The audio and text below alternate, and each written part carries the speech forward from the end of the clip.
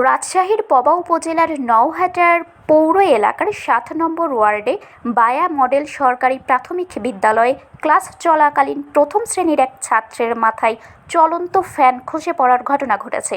গুরুতর আহত ও রক্তাক্ত অবস্থায় শিশুটিকে তাৎক্ষণিক হাসপাতালে না নেওয়ায় স্কুল কর্তৃপক্ষের বিরুদ্ধে চরম অবহেলার অভিযোগ তুলেছেন ক্ষুব্ধ অভিভাবকরা। গত বুধবার সকাল ৯টা ৪০ মিনিটে ক্লাস চলাকালীন হঠাৎ শ্রেণীকক্ষের ফ্যানটি খুলে পড়ে। এতে প্রথম শ্রেণীর ক শাখার ছাত্র সিয়াম ইসলামের চোখের ওপর ও মুখের বিভিন্ন অংশ কেটে যায়। দুর্ঘটনার পর শ্রেণীকক্ষে থাকা অন্য শিশুদের মধ্যে আতঙ্ক ছড়িয়ে পড়ে এবং ছোটাছুটি শুরু হয়। জানা গেছে, স্কুল চলাকালীন শিশুটির মা মোসাম্মদ সেলিনা আক্তার সেলি বাইরে অপেক্ষা করছিলেন। হঠাৎ চিৎকার চেঁচামেচি শুনে ছুটে গিয়ে ছেলেকে রক্ত ভেজা অবস্থায় দেখে তিনি কান্নায় ভেঙে পড়েন। শিক্ষকরা শিশুটিকে প্রধান শিক্ষকের কক্ষে নিয়ে শুধু প্রাথমিক চিকিৎসা দিয়ে বসিয়ে রাখলে ক্ষুব্ধ হয়ে মা নিজেই ছেলেকে দ্রুত একটি বেসরকারি হাসপাতালে নিয়ে যান। চিকিৎসক জানিয়েছেন, অল্পের জন্য শিশুটি বড় কোনো দুর্ঘটনা থেকে রক্ষা পেলেও তার চোখের নিচে 4টি সেলাই দিতে হয়েছে।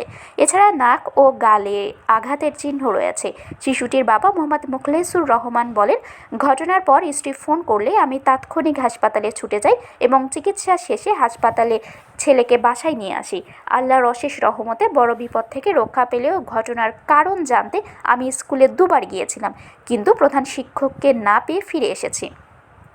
শিশুটির মা সেলিনা আক্তার অভিযোগ করে বলেন, সকাল 9টায় আমি বাচ্চাকে ক্লাসে দিয়ে ছুটি পর্যন্ত বাইরে বসেছিলাম। এত বড় দুর্ঘটনার পর তারা বাচ্চাটিকে সঠিক চিকিৎসা না দিয়ে রুমের মধ্যে বসিয়ে রাখে। পরবর্তীতে স্কুল থেকে কেউ একবারও ফোন দিয়ে খোঁজ নেয়নি বা বাসায় এসে বাচ্চাটিকে এক নজর দেখেও যায়নি।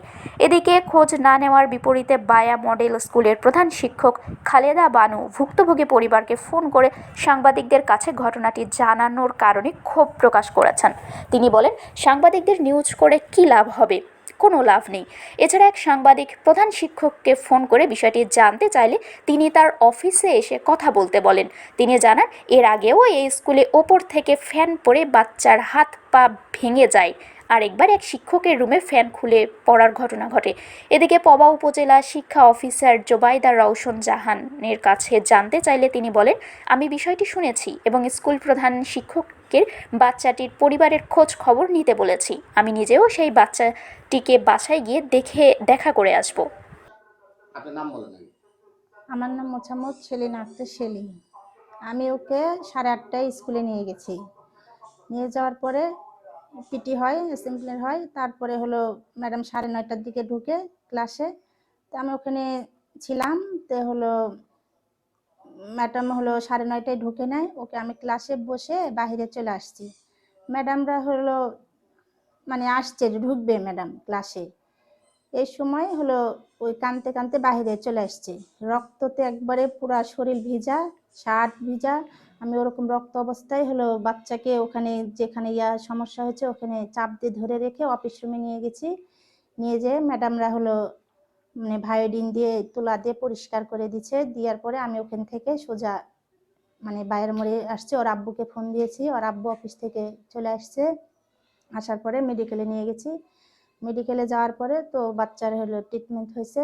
তার শারমিন শিমু, বরেন্দ্র টেলিভিশন।